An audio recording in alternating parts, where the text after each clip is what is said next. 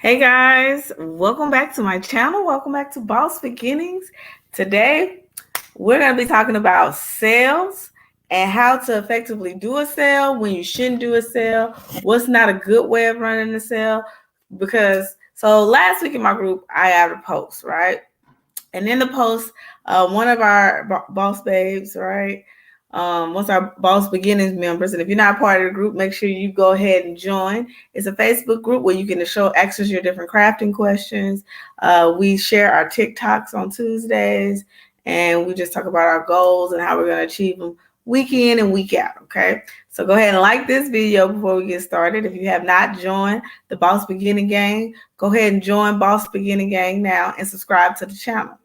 Okay, so we're here today to talk about sales, how to run a sale effectively, and how to make sure that the sales that you're choosing for your business is not pushing you out of business, okay? Because, we've all done it before, right? We get low on sales and we start getting desperate, right? We say, well, maybe I should cut my prices.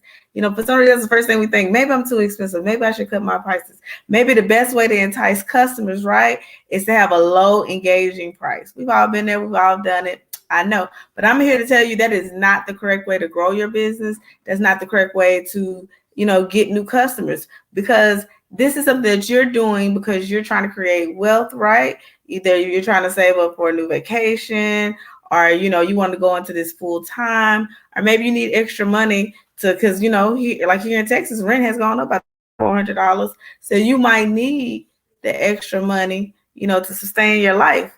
Well, I want to tell you how to do that effectively so that you don't make the mistake of thinking that cutting your prices is the only way to bring in new customers, okay?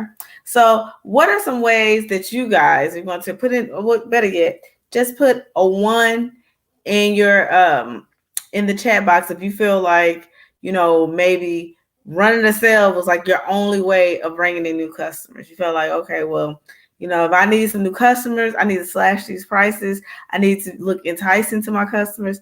And, that's the only way I can get new customers in. If you feel like that, go ahead and put that in the chat for me. Put it in there. 2, if you know that you don't have to slash your prices. Go ahead and put a 2 in if you know you don't have to slash your prices. So 1, if you think the best way to get new customers in is to get them in at a low price point. 2, if you don't feel like a low price point, you need to use the lowest price point to get new customers in. It's my daughter, y'all. She running through here. Sometimes the screen is a little delayed. Okay. All right. So what I'm here to tell you is no, you don't have to cut your prices. So this is the only time you should cut your prices, right? So like, say for instance, you're just launching your business, and that's going to be a different video. I'm going to teach you how to effectively launch your business. Say you're just launching your business, right? And you're trying to get, because of what we do, right? We create things, but we don't want to foot the bill of making all of our test products. If you don't want to do digital, if you want to show like real life, what your products look like in real life, and you're trying to get your first couple of customers, right? What I would do then is I would go to family members and friends and maybe charge them, not the full price if this is in the beginning, and ask them, hey, you have, your daughter's birthday coming up or your birthday is coming up. I make XYZ, this is the price I charge. I'm willing to charge you this because you're just trying to get, products done that you don't have to come out of pocket with. Now, I would set a limit. I would only do like 3. I would do no more than 3. And those are strictly just so that you can have products that you can show other people that you've done it, right? And that's if you don't want to come out of pocket to do this up front.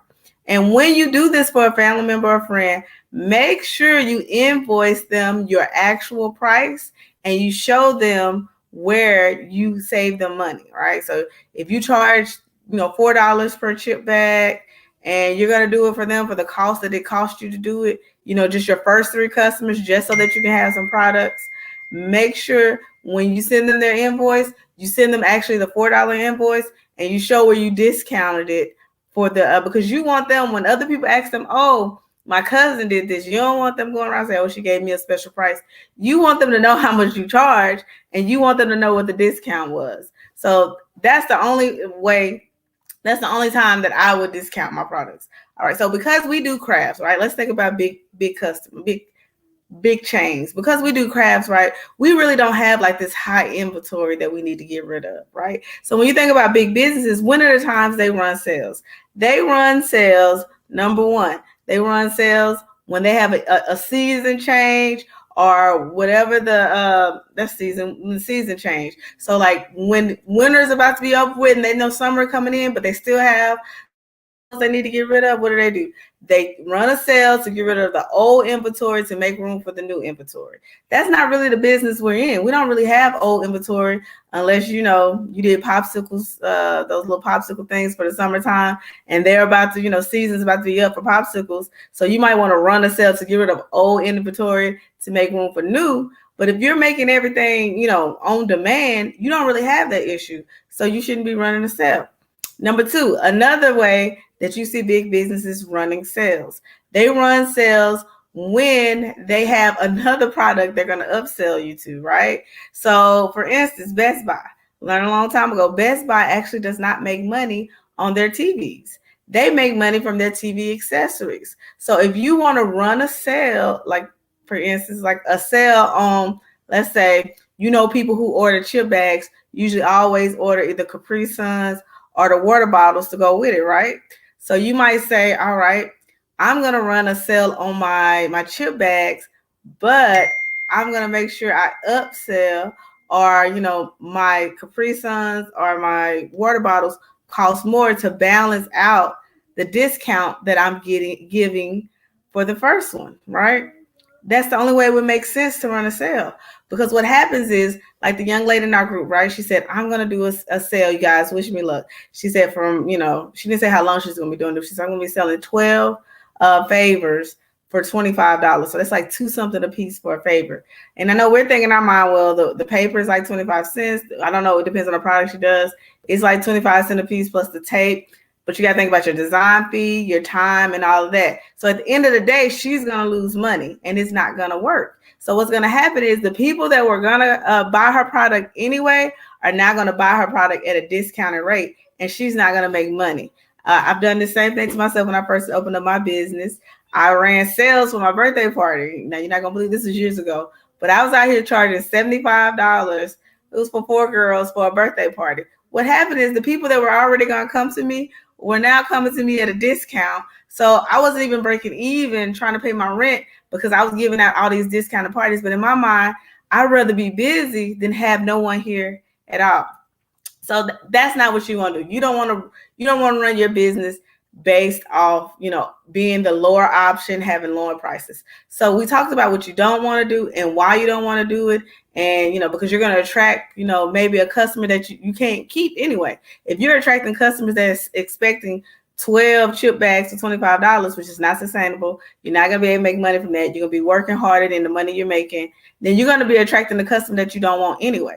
So we've already, right, in business, we've already created our ideal customer. We know who we want, and we know that's not the customer we want. We want the customer that's going to pay what we want for our business, right? So number one, what you need to do is you need to have a strategy. You need to know who is your customer and how do you reach your customer. So if you still are just saying anybody with a birthday or anybody that can buy my product is my customer, you need to just go ahead. After this video, you need to sit down, get your pen and paper and say, who is my ideal customer? Where do they live? What do they look like? Who are they? How can I find them, right? You need to know who your ideal customer and how can you get in front of them. Number two, you need to be consistent. You need to post every day, and you need to have a strategy. Not just going on your Facebook page saying, hey, I sell this. Ooh, look at this, because that's what we do, right? We post 2 or 3 times a day, and we think, well, some of us not even posting 2 or 3 times a day. Some of us posting once a day, and we're thinking everybody's supposed to see us. Everybody's not supposed to buy our product because it was nice. It should have garnered everybody's attention. I should be making money right now. I should already be where I'm supposed to be. No, that's not how it works. You need to know who your customer is. You need to post once a day. Also, you need to do some offline marketing. You can't just sit behind your computer. You have to reach out to people. You have to know where your customers are, and you have to get in front of them. You're going to have to do some expos. You're going to have to pass out some flyers. You're going to have to make some, if you TikTok, I'm telling you, it's blowing up. And you can hashtag your city and state so that it'll send it to people in your area. You're going to have to do some TikToks. You're going to have to hashtag. You're going to have to get out, and you're going to have to call like businesses and figure out how to get in front of them, okay? You're going to have to make an effort to make this work for you. Like I said, we want to just sit behind our computer and post one day and hope our customers come to us. That's not how this works. We have to go get our customers. When I first started doing crafting, I used to go in different groups and see people who were posting saying they needed help. I used to be ready to answer. I always had examples. I had my price list ready. That's one thing you can do. And I was prepared. All right. Number 3. So you've identified your customer. You put together a marketing plan on how you're going to get in front of your customer. Number 3, you have to be prepared, and you have to submit your business to all the proper search engines. It is very important that you have a website, or if you don't have a website, at least have an Instagram, okay?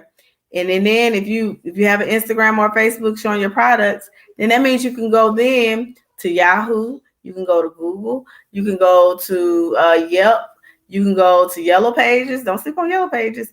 And you can submit your business to these search engines. You create an account with your business name. You say your city and state that you're in the party planning industry, and you submit it, okay? You submit your business. That way, when people are searching for party planning ideas, parties in the area, you will come up. But you got to do the background, right? You got to have the pictures. You have to be engaging on your page. And you have to be outreaching with people, okay? So those are 3 things that I'm telling you now that you can do to get started to bring in more business to bring in more business to your business, right? To your craft business.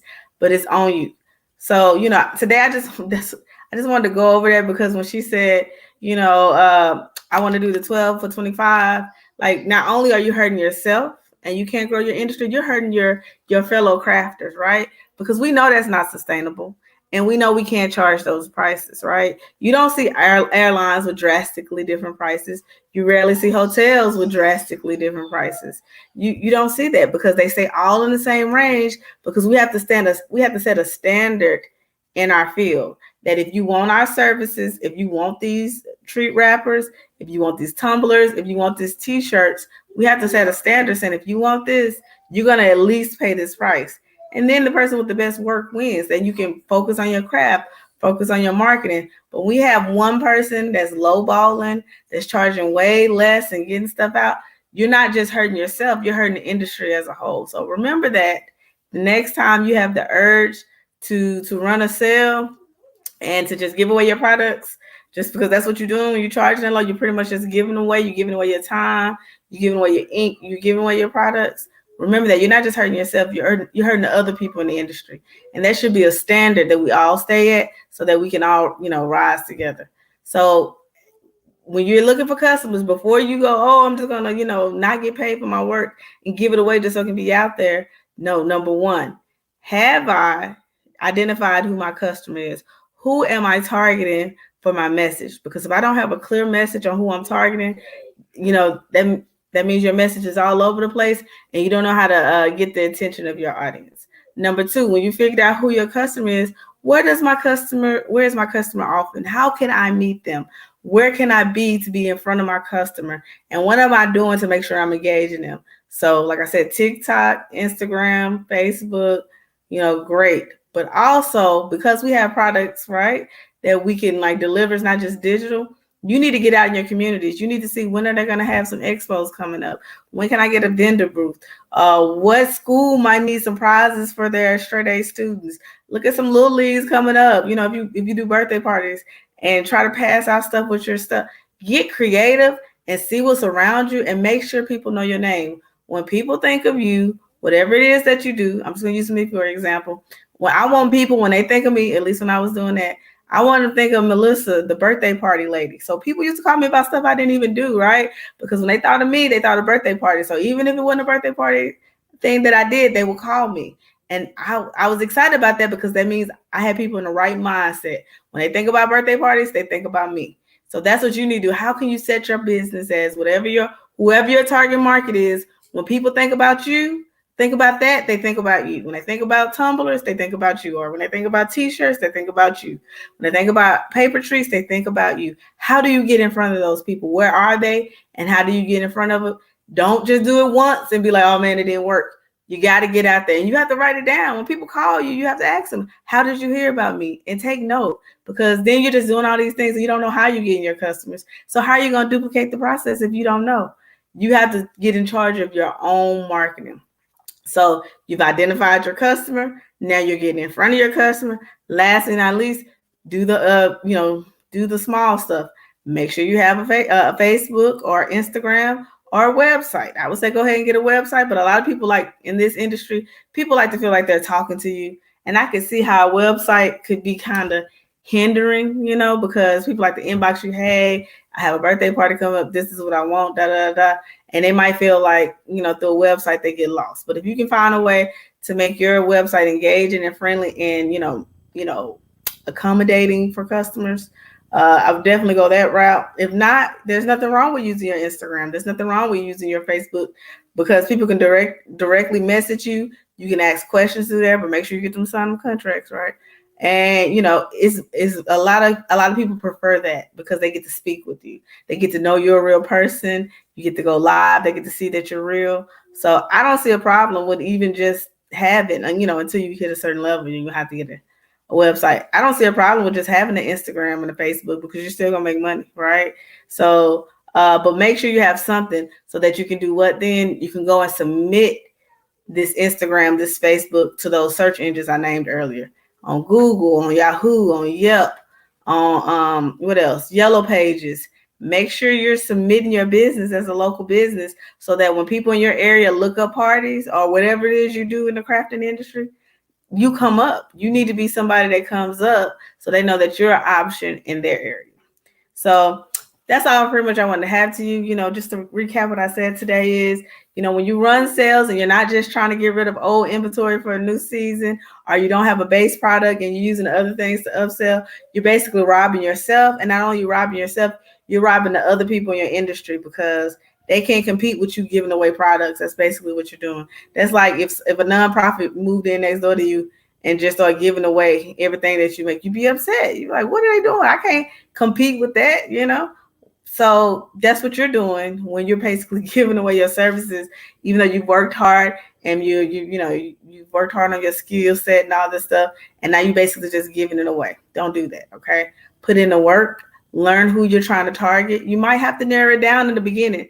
That doesn't mean you can't do everything in craft, but maybe when you're marketing, your marketing message needs to be clear on who you're targeting. So maybe think about who you want to focus in on. That doesn't mean you can't do other stuff, but this is your focus, so that when you market, you know who you're speaking to and who you're trying to get to. That's very important.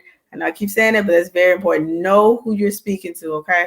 Know who your audience is, because if you don't know who your audience is and you're just trying to, anybody can be my customer. We don't have multi-million-dollar budgets, unfortunately. So we can't, it's hard to reach everybody. You have to know who you're talking to so that you can get in front of their audience and, you can get their attention and they can become a customer. So you can start having a customer base, okay? So guys, thank you for watching with me today. If you have any questions, go ahead, leave them in the chat. I'll definitely answer them for you. If you are not a part of Boss Beginnings in Facebook, make sure you do so. Please follow me also on Instagram. Right now it's Melissa's Cricket Creation, but when we get off here, I'm gonna change that to Boss Beginnings, okay? And I'm gonna go live in the group in a little bit, just to send people back over here. But yeah, guys, thank you guys for watching today. Make sure you leave your questions, because I'll answer any questions you have in the group. All right, guys, till next time, stay crafting.